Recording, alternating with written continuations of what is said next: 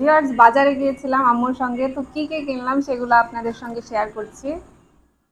প্রথমে দেখাই, এটা হচ্ছে একটা লুঙ্গি। এটা আমার আব্বুর জন্য নিয়েছি। তো লুঙ্গিটা আব্বুর কেমন লাগবে জানি না, আব্বু তো গ্রামের বাড়িতে আছে। এই যে আব্বুর লুঙ্গি, কেমন হয়েছে কমেন্টে কিন্তু জানাবেন।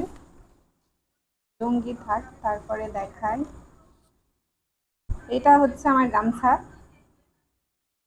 এরকম গামছা কখনো ইউজ করিনি, এবার করে দেখি। যত ছোট্ট একটা গামছা, একদম ছোট বাচ্চাদের। আর এই যে আসল জিনিস হচ্ছে ইলেকট্রিক সুইচ বোর্ড।